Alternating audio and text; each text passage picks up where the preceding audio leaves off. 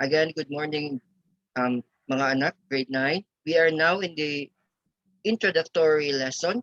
Your introductory lesson for Science 9 is the respiratory and circulatory system.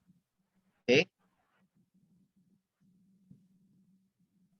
Do you have any question before we start? Questions at the back of your mind before we start? All right, so let's start. Parts of the human respiratory system and their functions. Human respiratory system is a group of organs that provide oxygen to the cells in the human body. Aside from the nutrients that the blood is actually carrying off, the respiratory system now acts as a carrier or acts as oxygen carrier through the process of inhalation and exhalation. We inhale oxygen and we exhale carbon dioxide. Oxygen is an essential substance that cells need to produce energy. Okay, we need oxygen simply because we are aerobic. Aerobic means an organism that needs oxygen for metabolic processes. Without oxygen, tendency is our organs might fail to do their metabolic processes or metabolism. Okay, this is also one of the factor. As of the moment, when I check on the news, I saw some areas that actually don't have supply of oxygen tanks because of this pandemic situation. Again, if the oxygen level in our body decreases, tendency is some of the organs might fail to do their metabolic processes. You might have organ failure. That's the reason. Which is used to fuel the life-sustaining functions of the cell. Okay. Likewise, the respiratory system helps expel carbon dioxide as a byproduct of cellular respiration. Let's tackle cellular respiration in your higher years, right? Let's focus first with the respiratory system. Okay. Cellular respiration is the process by which chemical energy in food molecules, such as carbohydrates, fats, and proteins, is released and captured in the form of ATP. Okay. ATP stands for adenosine triphosphate. Okay. One molecule of adenosine and 3 molecules of phosphate. Okay, phosphate group. This is the energy currency of the cell. So like for example, if you're eating carbohydrates like rice, those are carbohydrates. Proteins like meat, fats, your body now is actually converting it into ATP or adenosine triphosphate. This is the energy currency of the cell, right? The respiratory system also helps regulate the balance of acid and base in the body tissue or tissues. This mechanism is crucial to the normal functioning of the body cells. Moreover, the respiratory system helps protect the body against diseases causing microorganisms and harmful substances by clearing the passage airway. Okay, clearing the passage airway in your nose. That is why your nostrils, if you're going to observe it, there are a lot of hair there.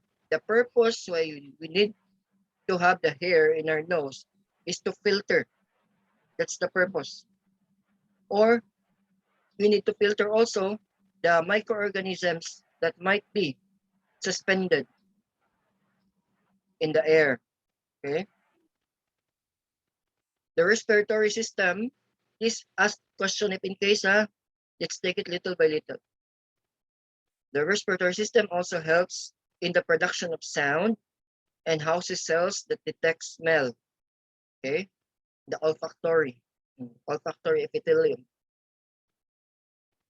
The primary organs of human respiratory systems or system are lungs, which is generally the function to bring oxygen into the body and remove carbon dioxide. The actual exchange of gases happen in the lungs. Okay, the exchanging of gases from oxygen to carbon dioxide to oxygen. Okay, because we're bringing carbon dioxide in the lungs, And in the lungs, there is the actual exchange of gases from carbon dioxide to oxygen. And carbon dioxide is the byproduct, so we need to exhale or eliminate the carbon dioxide. Before oxygen and carbon dioxide enter the lungs or leave the body, they have to pass through air passages such as the nose, the pharynx, the larynx, the trachea, and the bronchi. Okay. Bronchi is the plural. Bronchus is the singular. Hi, Janine. How are you doing? These passages conduct air to and from the lungs. Okay. Diaphragm acts as a pump. Okay. Your diaphragm is in the lower area or lower part of your lungs. Okay. It acts as a pump or pushing air into and out of the lungs during breathing. Remember that your lungs are the lightest organ because it carries oxygen and eliminates carbon dioxide. Okay. It has to be. Why? Because it stores or it houses now the oxygen or the air that you are actually inhaling. Okay. Let's have first the nose, nasal cavity, and oral cavity. Okay. They're actually connected. The nose, nasal cavity, and oral cavity. Sure, how do they connect? Right? Have you seen a nasogastric tube? NGT? Have you heard NGT? NGT? The nasogastric tube? It is actually No, used sir. If the person cannot actually eat, cannot use the mouth for eating, they usually put a tube in their nose going to the stomach. That's the nasogastric tube. Naso and gastric. So nose going to the stomach. So there is actually a connection between your nose, your oral cavity, and going to your stomach. Okay, let's discuss it further. Air enters the body through the nose, a structure made of bones, cartilage, muscles, and skin in front of the nasal cavity. So this one, okay? The nose consists of nostrils, whose surfaces are lined with small hairs, the one that I'm telling you a while ago, which helps the nasal cavity screen harmful contaminants such as dusts, pathogens, pollens, and other particles before they reach the lungs. That is why some of the people or um some of the people are actually allergic to pollens or pollen grains. It is actually screened in the nasal cavity. Okay? Because it should not reach the lungs, right? Or else you'll be irritated. One good example is hubak, no? Because that is the irritation of alveoli of your lungs, inside your lungs.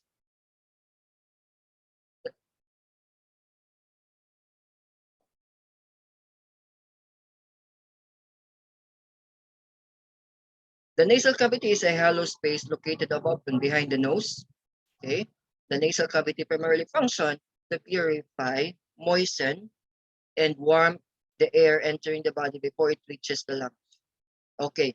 Who tried here, or who among you here tried breathing aircon? Okay, who else? Okay. What had you observed when you take in the the the, the aircon? No? The air from It's aircon. cold, sir. It's Yes, it's cold, cold. What else? and Any other then observation? it's like the inside of my nose. It freezes. Yes. It's like it's freezing, Yes, correct. Any other observation? and it's also like when I breathe too much. When I breathe too much, and my breathing it hurts, and it's really cold. It hurts. Why it Yeah. hurts? Because your nasal cavity now, okay, your nasal cavity warm the air entering, or they actually warm the air when it enters your nasal cavity or going to your lungs, right? It is now find it hard to warm the air that you're actually inhaling. That's the reason why it hurts. It hurts. If a long period of time you're exposed to aircon with your nose directly, you directly inhale the aircon, it hurts, right? And this is the reason why your um, nose or your nasal cavity warm the air before it reaches the lungs. Okay. Do you have any questions so far? The walls No, in the nasal sir. cavity are lined with protective mucous membrane composed primarily of close-packed cells known as epithelial cells. Mucous membrane. Are you familiar with mucous membrane? Mucosal lining? Mucus. Is How it about the mucus? part where it makes the mucus, sir? Yes. This is an area that actually creates mucus. What is mucus then? In our own dialect? Kugmo. On? No, it's not. It is what?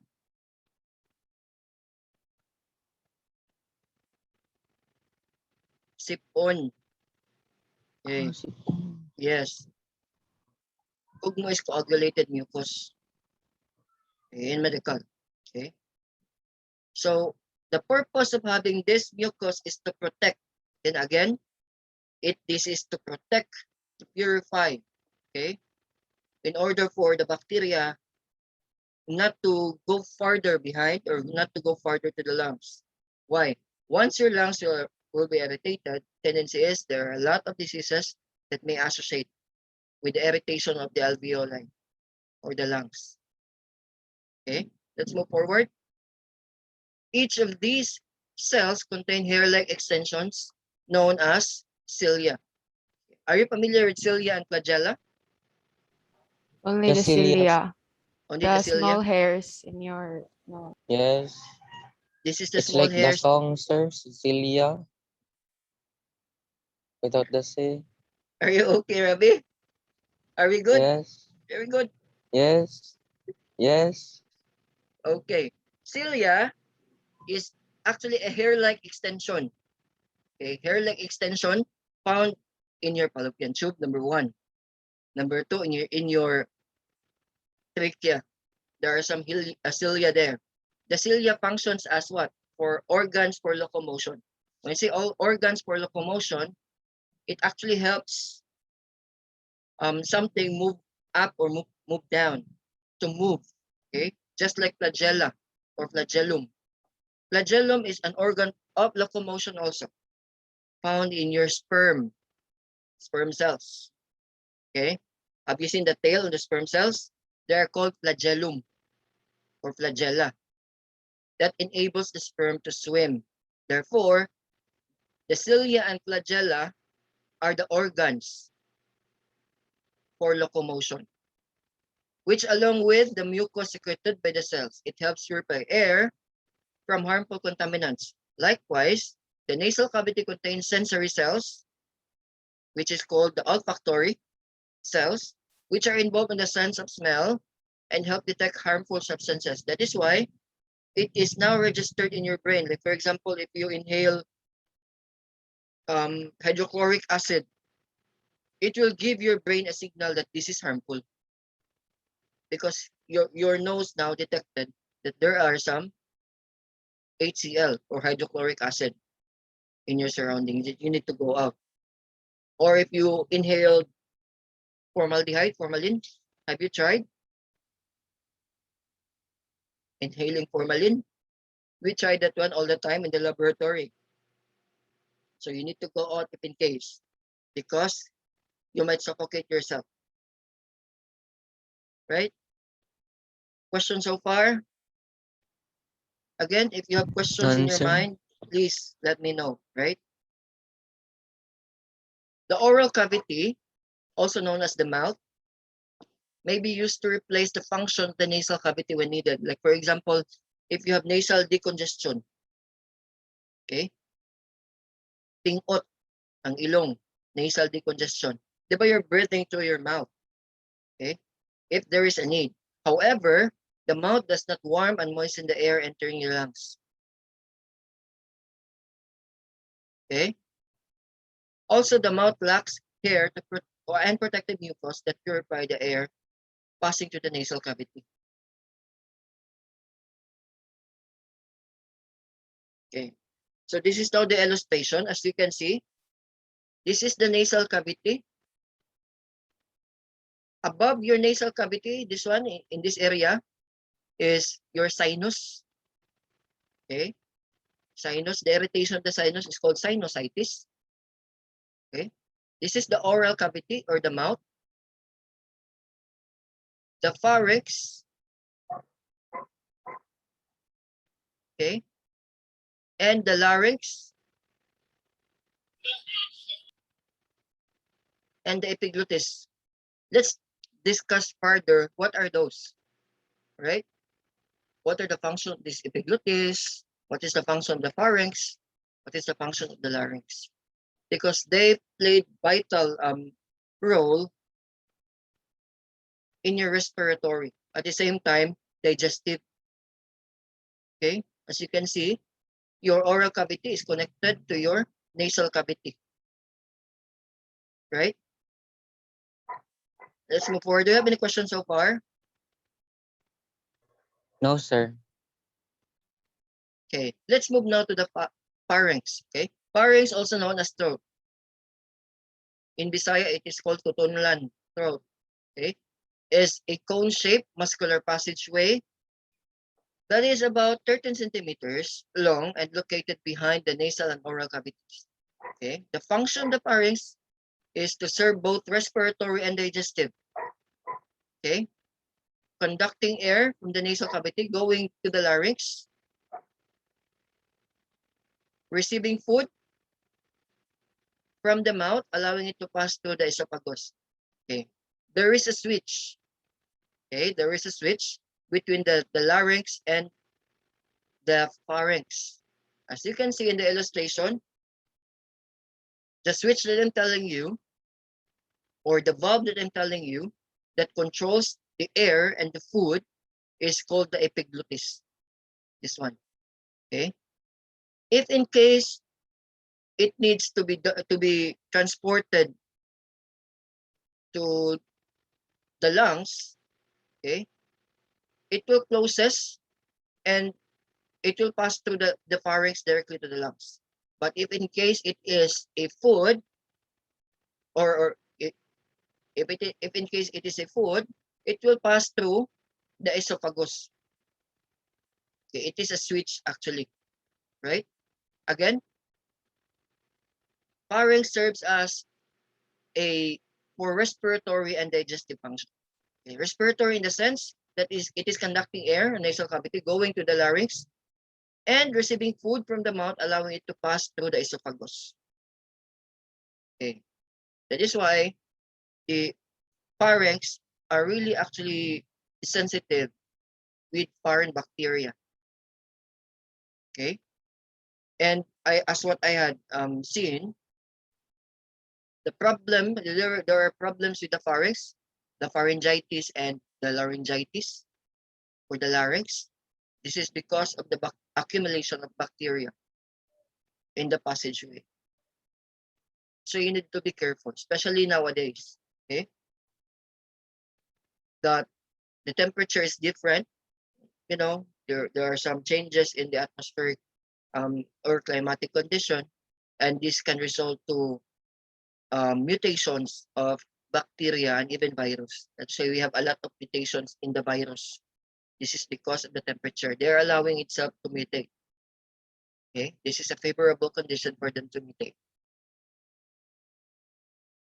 Pharynx consists of three main regions. These are the nasopharynx.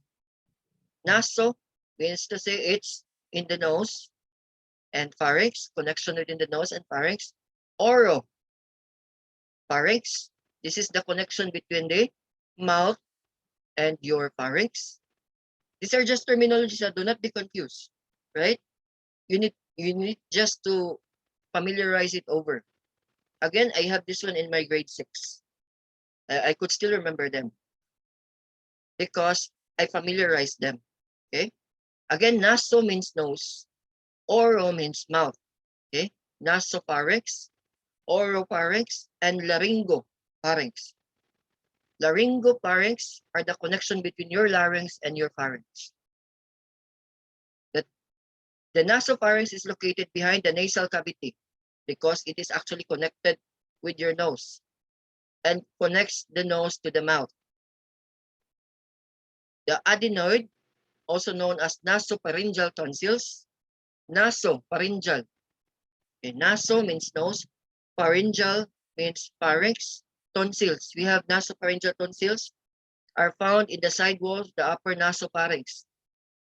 Okay, if you're going to look at your throat, if you're going to inspect, there is, or you can actually see, 2 tonsils attached to the walls of your nasopharyngeal. Okay, tonsils. Sir, tonsil ko no. Tonsils are actually considered as your defense.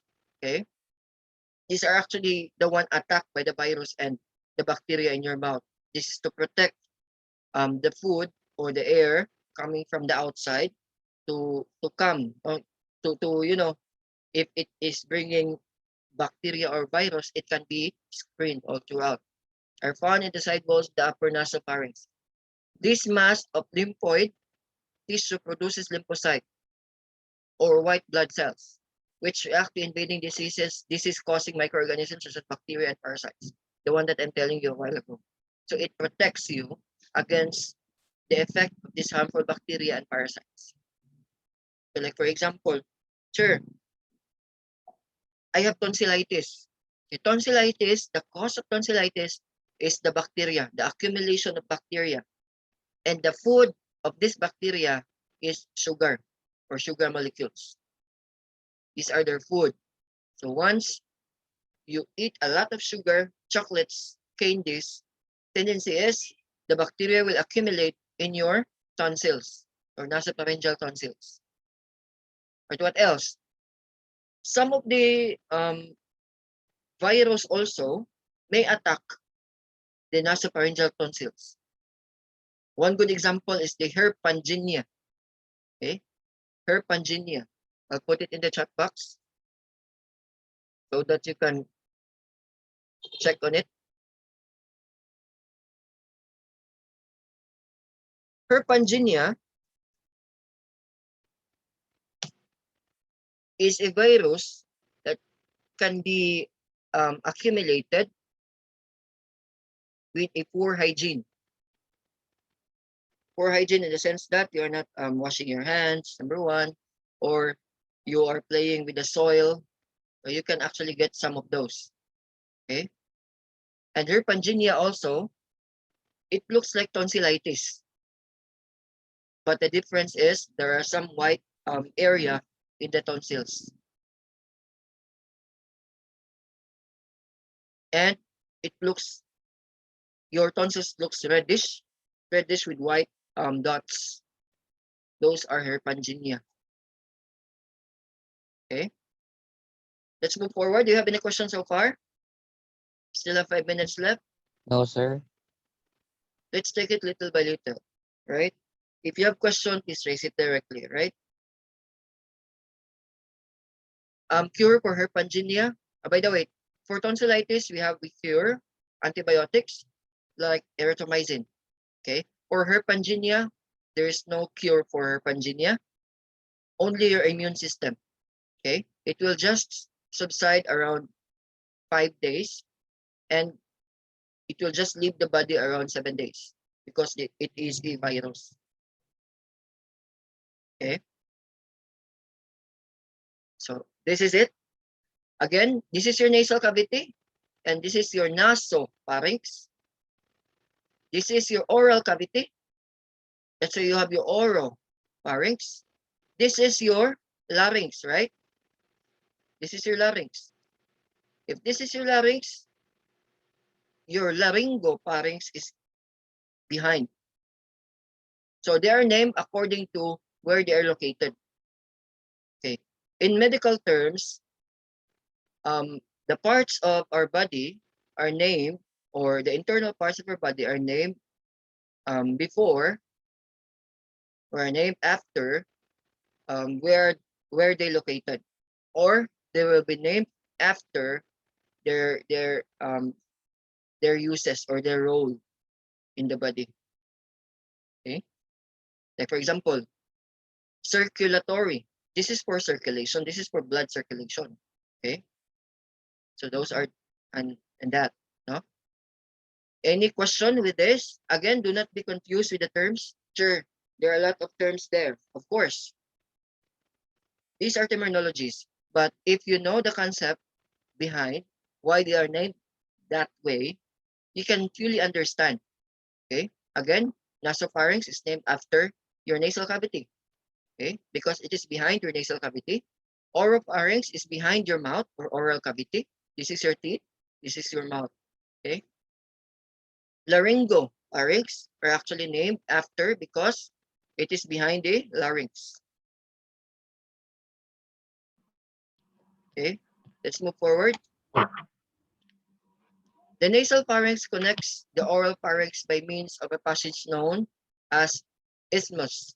Okay, the oral pharynx extends from behind the oral cavity down to the throat to the epiglottis.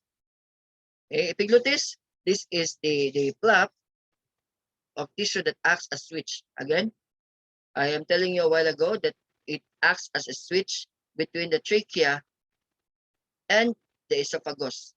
Since pharynx is used to swallow food,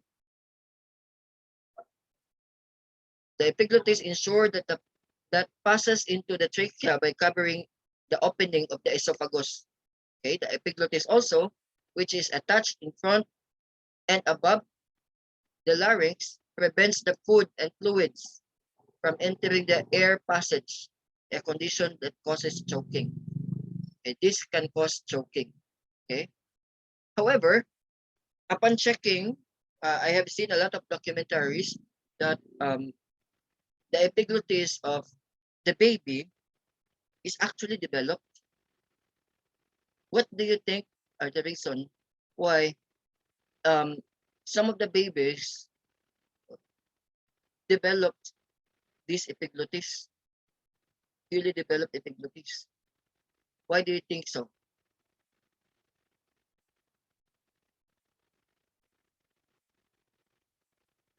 Why do you think so?